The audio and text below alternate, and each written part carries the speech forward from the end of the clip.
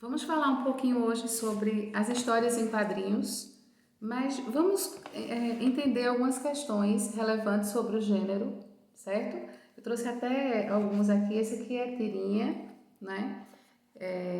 Do Snoopy, certo? Bem conhecido, né? Alguns questionam a relevância dos quadrinhos e até houve recentemente, não sei se vocês viram, uma polêmica acerca dessa questão, porque Maurício de Souza, criador da Turma da Mônica, né, se candidatou então a uma vaga para ocupar, com a intenção de ocupar uma cadeira, uma das cadeiras, eu acho que é a cadeira 8, se eu não estiver equivocada, da Academia Brasileira de Letras.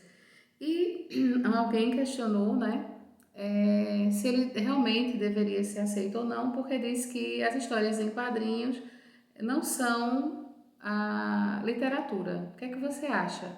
A história em quadrinho pode ser considerada literatura? Essa é uma questão que a gente pode conversar posteriormente, né? Mas vamos trabalhar um pouco, conversar um pouco sobre a relevância desse gênero, certo? Esse gênero é muito presente nos concursos, minha gente, nas provas. Aqui mesmo na minha sala, na Isolada, quase toda prova eu coloco uma questão de quadrinho. Quase toda prova. Por quê? Porque você vê claramente nos concursos essa abordagem, entende? Se você observar de todas as séries, tá? Do sexto ano em diante, você vê a presença muito desses textos formados, então, por justa posição. O que seria um texto com justa posição? É um texto que envolve, então, né, a questão textual, escrita, né, o texto verbal, e as imagens. Essa questão do texto verbal e não verbal, né? Essa justa posição. Mas além disso, os quadrinhos eles têm outros aspectos, né? Por exemplo, você observa, é uma arte, a gente pode dizer. Nós temos os balões, né, que transmitem uma ideia, eles têm uma semântica. Nós temos o formato do balão de uníssono, né? O balão de fala tradicional, balão de grito, balão de cochicho.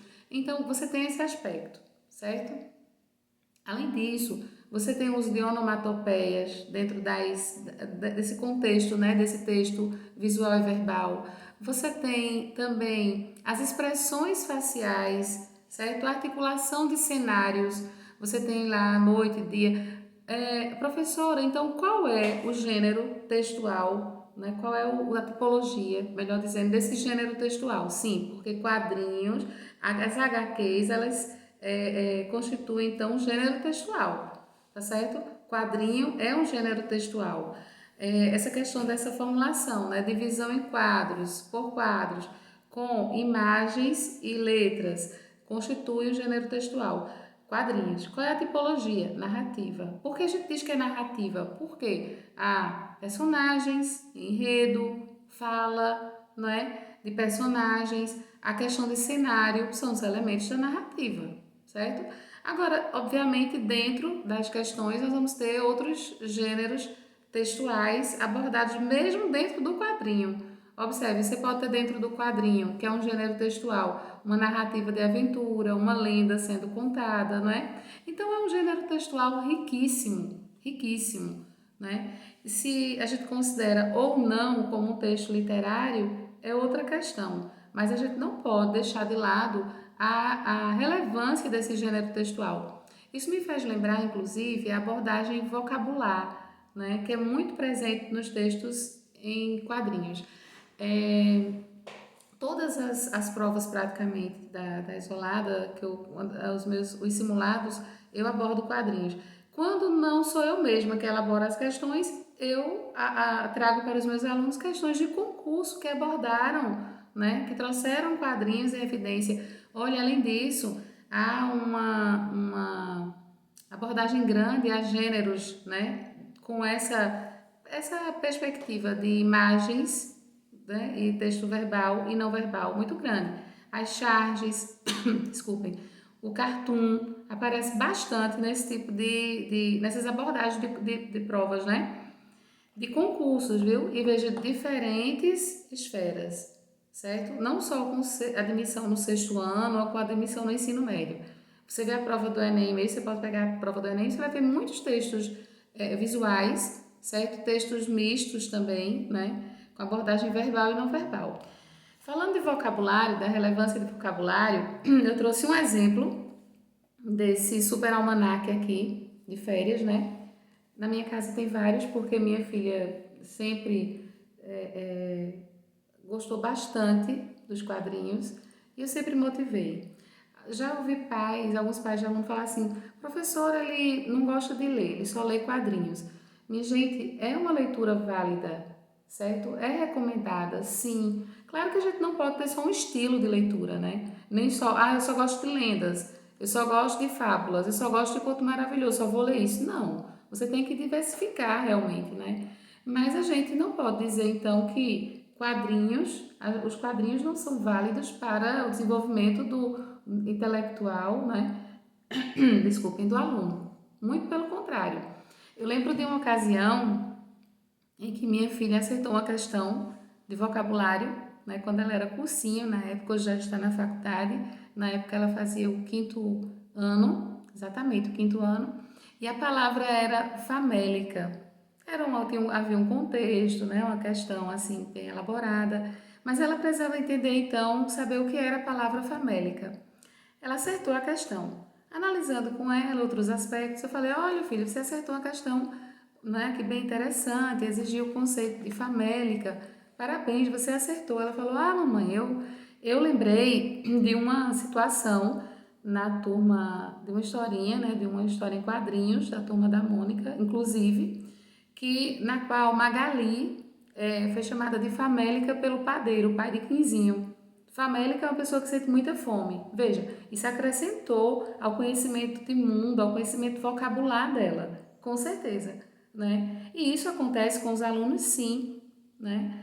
Aqui mesmo tem uma história que eu trouxe, o segredo culinário. Olha, segredo culinário. Vou resumir essa história, que eu quero destacar aqui um detalhe.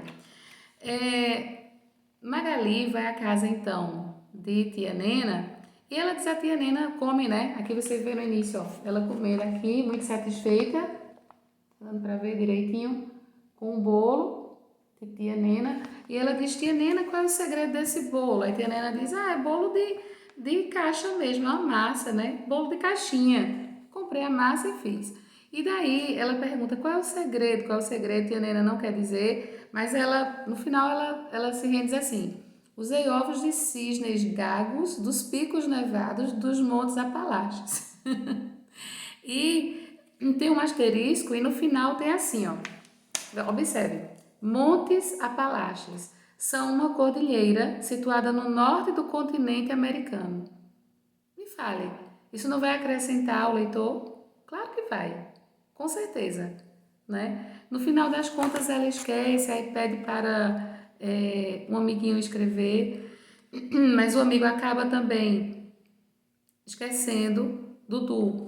Dudu não sabia ainda escrever, aí faz símbolos, então ela esquece a ordem, etc. E no final aparece então, né, tia Nena indo lá no monte, que ela diz, né, ó, no monte, nos picos nevados dos Montes Apalaches, buscar os ovos dos cisnes gagos. Cisnes gagos, isso mesmo, olha ela aqui. Tá vendo?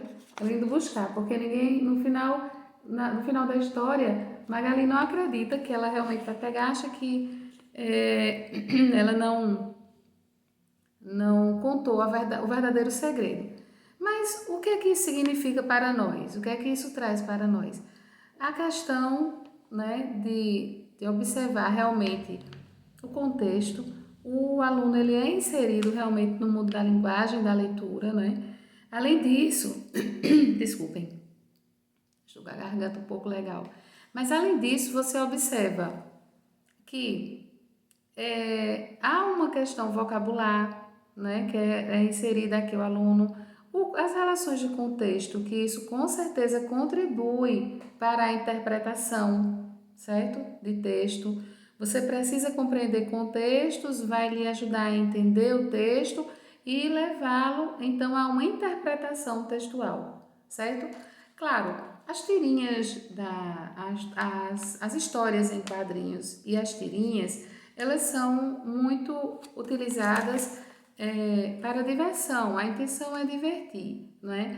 Mas há histórias em quadrinhos com maior complexidade, né, de alguns autores, por exemplo, as tirinhas, que é outro gênero textual, tá? Mas também em quadrinhos, né? Da Mafalda, são muito requisitadas, muito abordadas, bem como a de Garfield, né? Cai muito a de Calvin. Recentemente, as escolas têm optado muito, especialmente o EAR, a Escola de Aplicação do Recife, sempre coloca uma tirinha de Armandinho, né, falando de questões de sustentabilidade, questões ambientais.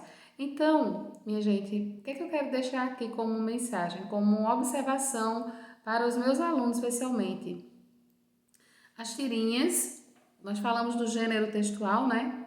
Narrativa, certo? Dentro dessas narrativas, nós podemos ter inferências a outros gêneros textuais, há muitos recursos de linguagem, tá? Inclusive, tem uma história que eu li recentemente que abordava metáfora, linguagem figurada, né? Mônica se referindo a uma questão no sentido figurado.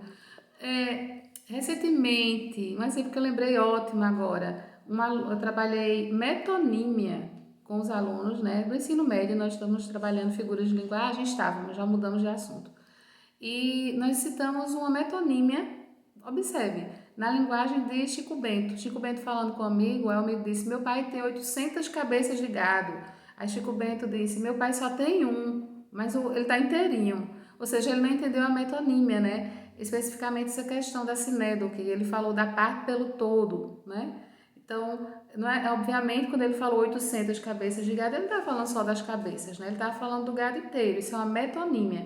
E observe, dentro da tirinha foi trabalhada a metonímia. Então, os quadrinhos, bem como as tirinhas, elas são riquíssimas, né? É uma arte. Eu acredito que, se me, né, dando aqui a minha humilde opinião, mas eu acho que Maurício de Souza merece sim ocupar essa cadeira, né? Bem como tantas pessoas lá que realmente merecem estar. Machado de Assis, considerado o pai da Academia Brasileira de Letras, com certeza, né, assim, tinha um esmero, tinha um cuidado pela essa questão da articulação da linguagem. Ele mesmo se preocupava não com a formalidade, não é? Com esse uso assim tão, vamos dizer assim, medido, metódico, mas como essa poderia chegar até o leitor, né? Ele trabalha muito nos livros dele a verossimilhança, a questão de colocar o leitor realmente dentro daquele contexto, fazê-lo acreditar, envolvê-lo. Então, a gente sabe que dentro da Academia Brasileira de Letras existem, né, algumas cadeiras ocupadas por pessoas realmente influentes, escreveram obras interessantes, né? Entretanto, né, eu acho que está faltando ali realmente uma pessoa que represente esse gênero textual e essa esfera, né, que é muito grande, é um mundo realmente, né? As tirinhas, elas têm, as HQs especificamente, as histórias em quadrinhos, elas têm a relevância, né, no entendimento.